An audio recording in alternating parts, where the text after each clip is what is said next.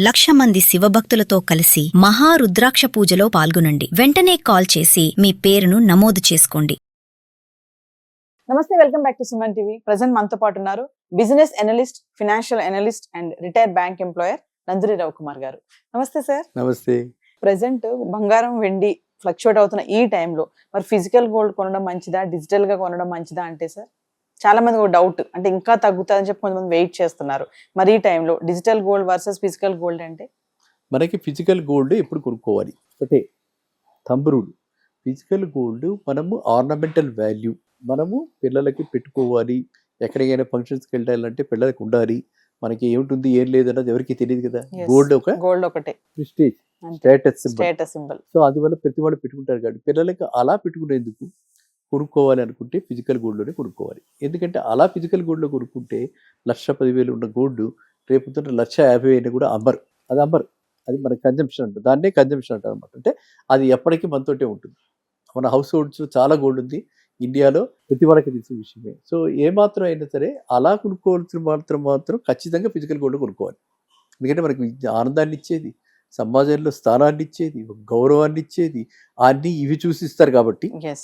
Unfortunately అదే western కంట్రీస్లో అలా ఉండదు. వెస్ట్రన్ కంట్రీస్లో అక్కడ ఎవరు గోల్డ్ పెట్టుకోరు. కంట్రీ దాటి బయటికి వెళ్తే ఎక్కడ కూడా, సింగపూర్లో కానీ అక్కడ కానీ ఎక్కడ కూడా మనకి, దుబాయ్లో కానీ ఎక్కడ మనకి ఆ గోల్డ్ మీద ఇంత ఇన్వెస్ట్ చేసి ఇళ్లలో గోల్డ్ ఎంత పెట్టుకునేది ఉండదు. దుబాయ్ ఇది వెరీ బిగ్ గోల్డ్ హబ్, కానీ అక్కడ ఉన్నవాడు కాదు, అందరూ టూరిస్ట్ వీళ్ళు వెళ్ళి కొనుక్కుంటుంటారు. అది ఎందుకంటే సెంట్రల్ ప్లేస్ కాబట్టి అక్కడ కొంటారు. సో ఇప్పుడు మీరు అన్నదానికి అలా కొనుక్కునేవాడు మాత్రం ఫిజికల్ గోల్డ్ కొనుక్కోవాలి. ఇంకా ఇన్వెస్ట్మెంట్ పర్పస్ ఇవాళ 1,00,000 పోతుంది, మళ్ళీ 1,50,000 అవుతుంది, మళ్ళీ డిస్టర్బెన్సెస్ వస్తాయి, గ్లోబల్ అన్సర్టనిటీస్ వస్తాయి, మళ్ళీ లైక్ సిచ్యువేషన్ వస్తుంది, లేదా వారే రావచ్చు, రెసెషన్ రావచ్చు, ఎన్నో రకరకాల అన్సర్టనిటీస్ ఉన్నాయి. ఇప్పుడు మనం తీసిన మనకు కనిపించేది చాలా తక్కువ డ్యామేజ్, కనిపించిన డ్యామేజ్ చాలా ఎక్కువ చేసింది ఎకానమీకి మన అయినటువంటి వారు. సో అట్లా జరిగినప్పుడు మనకి ఖచ్చితంగా గోల్డ్ మళ్ళీ పెరిగే అవకాశం ఉంటుంది. ఆ పెరిగినప్పుడు ఖచ్చితంగా మళ్ళీ మనం అమ్ముకోవడానికి వీలుగా ఉంటుంది. కాబట్టి అలాంటి వాళ్ళు డిజిటల్ గోల్డ్లో పెట్టుకోవాలి, అలాంటి వాళ్ళు పేపర్ గోల్డ్లో పెట్టుకోవాలి, అలాంటి వాళ్ళు ఎక్స్చేంజ్ ట్రేడెడ్ ఫండ్స్ అని చెప్పి గోల్డ్ ఎక్స్చేంజ్ ట్రేడెడ్ ఫండ్స్ ఉన్నాయి, వాటిలో పెట్టుకోవాలి. అలా రెండు కూడా, ఒకటన్నా కన్జంప్షన్ పర్పస్, ఒకటన్నా ఇన్వెస్ట్మెంట్ పర్పస్. మీరు ఏ పర్పస్ కొంటున్నారు అన్నది దాన్ని బట్టి డిసైడ్ చేసుకోవాలి.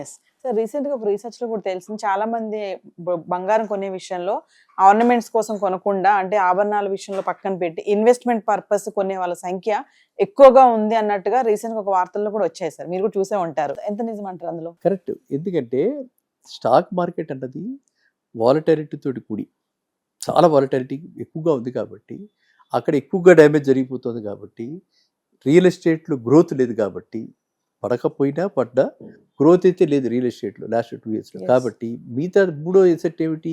Bullion market. అందుకే ఇంతక్కడ మీకు చెప్పా, ఎసెట్ అలొకేషన్ మారింది. ఇది వరకు 10% కంటే దాటద్దు, గోల్డ్ అండ్ సిల్వర్ కలిపి టోటల్గా మన కార్పొరేషన్ 10% దాటద్దంటే ఇప్పుడు దాన్ని రివైజ్ చేసి 20% చేసి 15 to 20% పెట్టాలి మినిమం.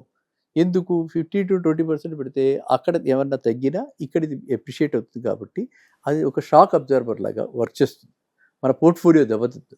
అందువల్ల పోర్ట్ఫోలియో రిటర్న్స్ చూస్తాం అనమాట. అంటే మన మామూలుగా అనలిస్ట్ అంతా కూడా ఒక గోల్డ్ మీద ఎంత వచ్చింది, సిల్వర్ మీద ఎంత వచ్చింది, స్టాక్స్ మీద ఎంత వచ్చింది, రియల్ ఎస్టేట్ మీద ఎంత వచ్చింది అని ఐసోలేషన్లా కాకుండా ఆ బాస్కెట్ మొత్తం అన్నిటి మీద కలిపి ఎంత రిటర్న్ వచ్చింది, ఒక దానిలో తగ్గినా ఇంకో దానిలో పెరిగింది అనుకోండి, ఆఫ్సెట్ చేస్తుంది. అందువల్ల ఇప్పుడు చాలామంది ఆ పెరగటంలో, గోల్డ్ రేటు ఆ విధంగా పెరగటంలో, సిల్వర్ రేటు ఆ విధంగా పుంజుకోవటంలో ఒక ప్రధానమైన కారణం ఏంటంటే మైండ్ సెట్ షిఫ్ట్ అయిపోయి ఇన్వెస్టర్స్ మైండ్ సెట్ గోల్డ్ని ఇదివరకట్లా కాకుండా ఒక సేఫ్ హ్యావెన్లా చూసి ఇన్వెస్ట్మెంట్ పర్పస్కి గోల్డ్ కొనడం జరిగింది.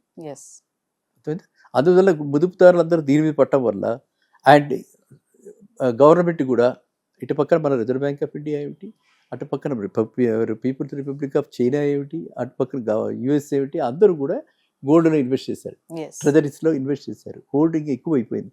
దానివల్ల ఆ విధంగా రేటు ఫ్యూల్ అయింది అనమాట. సో ఇప్పుడు ఎప్పుడైతే మన ఇండియా వరకు మనం దెబ్బతిన్నాం కాబట్టి, మన డాలర్ రిజర్వ్స్ తగ్గిపోతున్నాయి కాబట్టి, ఇక్కడి నుంచి విత్డ్రాల్స్ వెళ్ళిపోతున్నాయి కాబట్టి మన ప్రధాని గారు మనకి పిలిపించారు. ఆ ఆకాంక్ష మేరకు, ఆ పిలుపు మేరకు కొంతవరకు ఆగారు. ఎందుకంటే వాళ్ళందరికీ అర్థమైపోయింది, ఇప్పుడు ఈయన కనుక ఇంకా ఫర్దర్గా టైటన్ చేస్తే, మెజర్స్ టైటన్ చేస్తే ఖచ్చితంగా రేటు పడుతుంది. రేటు ఎలాగోలా పడగొట్టాలని చెప్పి రేటు ఇలాగ ఉండకూడదు, ఇంత డిమాండ్ ఉండకూడదు అనే ఆయన ఈ పిలిపించారు కదా. అవసరమైతేనే కొనుక్కోమన్నాడు, అవసరమైతేనే ఫారెన్ ట్రిప్స్ వెళ్ళమన్నాడు. అందువల్ల ఆ పిలుపు మేర ఎప్పుడైతే మనకి వస్తుందో డెఫినెట్గా రూపీ స్ట్రెంత్ అవుతుంది. రూపీ స్ట్రెంత్ అయితే మనకి డాలర్ రేటు మనకి తగ్గుతుంది, Yes. తగ్గగానే మనకి ఈ రేటు కూడా తగ్గుతుంది అని చెప్పి dollar dependent economy, Yes. De-dollarisation అని చెప్పి డాలర్ నుంచి తీసేద్దాం అని చెప్పి కూడా ఆలోచిస్తున్నారు. అలా చేసినా కూడా గోల్డ్ విలువ తగ్గుతుంది కాబట్టి మనకు ఆ విధమైనటువంటి ఇప్పుడు డిమాండ్ కొంచెం తగ్గింది. అందువల్ల ఇప్పుడు మళ్ళీ ప్రతి వాళ్ళు కూడా కాస్త కూస్త మళ్ళీ స్టాక్స్ మీదకి, Stocks. మళ్ళీ రియల్ ఎస్టేట్ మీదకి కూడా మళ్ళీ పూర్వకాలం రాకపోతుంది అని అనుకోవచ్చు.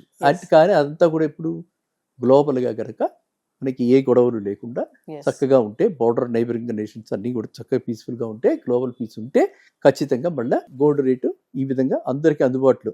నేనైతే చాలా పర్సనల్గా నేనైతే వెరీ వెరీ హ్యాపీ. ఇది కనుక ₹1,00,000 అయితే ఇంకా హ్యాపీ.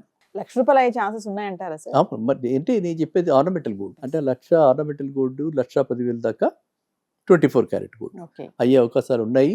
అండ్ ఇది రాబోయేది ఆషాఢ మాసం కాబట్టి ఈ 2-3 నెలల్లో మనం అది కూడా చూడొచ్చు. ఆ తర్వాత మళ్ళీ పుంజుకుని మళ్ళీ స్ట్రెంత్ అయ్యి మళ్ళీ వెళ్తుంది. Yes. ఎందుకంటే అక్కడ మళ్ళీ ఎక్స్పెక్టెడ్ కదా, ఏమి ఎక్కడ ఎంతవరకు కాంపెన్సేషన్ ఇస్తారు ఇరాన్ వాళ్ళకి, ఇరాన్ వాళ్ళు ఎంతవరకు సాటిస్ఫైడ్ అనేది మనకు తెలియదు. డ్యామేజ్ చూస్తే చాలా ఎక్స్టెన్సివ్ డ్యామేజ్ జరిగింది. సో అంత లాస్ని మరి వాళ్ళు రీకూప్ చేసుకోవాలి కాబట్టి వాళ్ళు ఎంత హ్యాపీయా లేకపోతే ఏంటి అది మనకు పూర్తి వివరాలు లేవు కాబట్టి మళ్ళీ రావచ్చు అని అనుకుంటున్నాం. అలా వస్తే మాత్రం మళ్ళీ పెరుగుతుంది. Yes.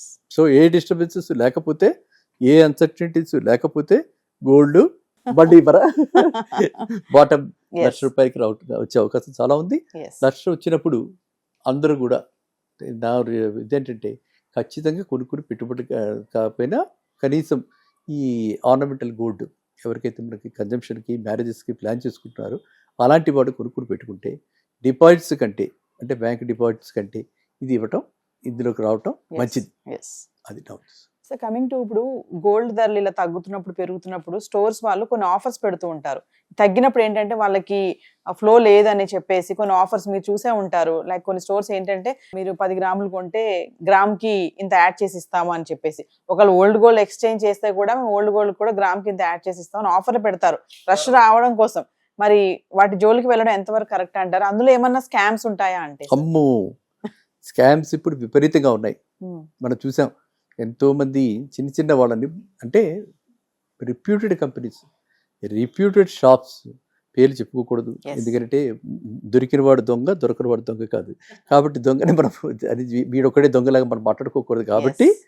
మనం ఏంటంటే తెలుసుకోవాల్సింది ఏంటంటే ఈ తరుగులో ఈ 22 క్యారెట్ అని చెప్పి 22 క్యారెట్ 21 చేశారా, 20 చేశారా అని తెలుసుకోకుండా మనం తెలుసుకోవడానికి చాలా తక్కువ అవగాహన ఉంది ప్రజల్లో. కాబట్టి అండ్ చాలా మటుకు చాలామంది ఏంటంటే దాన్ని ట్యాగ్డ్ ప్రైస్ అంటున్నారు, బ్రేకప్ ఇవ్వట్ల. ఆ ట్యాగ్ ఎంత పెడితే అంత కొనుక్కోవాలి. మేము 5% వేసాము, 10% వేసాము, వేస్టేజ్ అంటున్నారు. అది 10 వేసారా, 8 వేసారా, 15 వేసారా మనకు తెలియదు. సో ఈ విధమైన మోసాలు అయితే చాలా జరుగుతున్నాయి.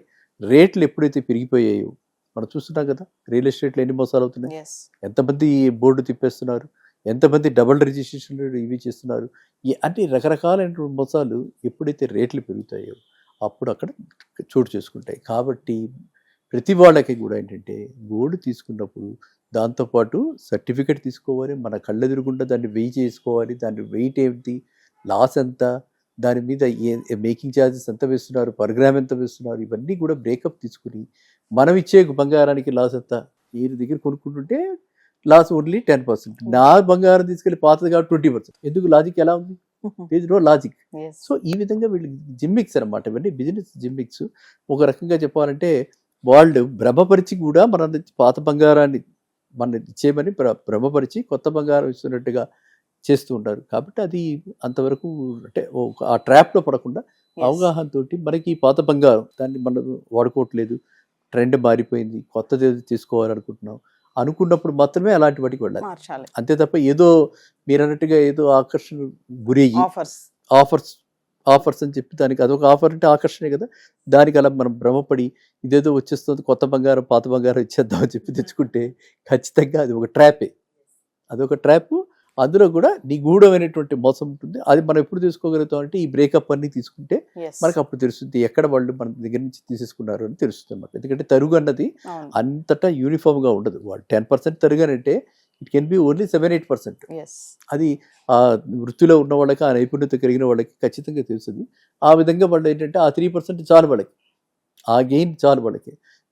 మిగతా గెయిన్లు ఏమి లేకపోయినా 3% ఇస్ వెరీ గుడ్ గెయిన్ కదా. Yes. సో ఆ విధంగా వాళ్ళు వాల్యూమ్ అంటే ఒక రకంగా పెంచుకుంటూ ఈ విధంగా రకరకాలైనటువంటి ఇప్పుడు మీకు ఆషాఢ మాసంలో మీకు అన్ని ఐ థింక్ మీరు ఎదురు చూస్తున్నట్టు కనిపిస్తుంది నాకైతే. ఇప్పుడు అలాంటి 1,00,000 అంటే నేను ఇంకా ఆగాల్సి వస్తుంది సార్. అయితే ఇంతవరకే అవుతుందేమో ధర. ఇప్పుడు 12,000 ఉంది గ్రాము, ఇంకా తగ్గదేమో అనుకుంటున్నా. మీరు 1,00,000 అని చెప్తున్నారు లక్ష కాబట్టి దాకా వచ్చే అవకాశం చాలా ఉంది.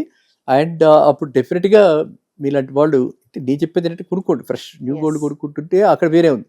ఈ ఎక్స్చేంజ్ అని చెప్పి మనకు వాడుకోగలిగినటువంటిది కూడా ఒక year studs 4-5 grams year studs తీసుకెళ్ళిపోయి 3 గ్రామ్స్కే ఇచ్చేస్తే ఎంత లాస్ మనకి. మనం అది చూసుకోవాలి. చూసుకుని దాన్ని బట్టి మనం మీరు చెప్పినట్టుగా ఆకర్షణకి కాకుండా అంటే ఆఫర్కి మనం ఆకర్షితులయ్యి ఈ అవగాహనతోటి మనం ఎక్స్చేంజ్ చేసుకుంటే మనకి నష్టం ఉండదు.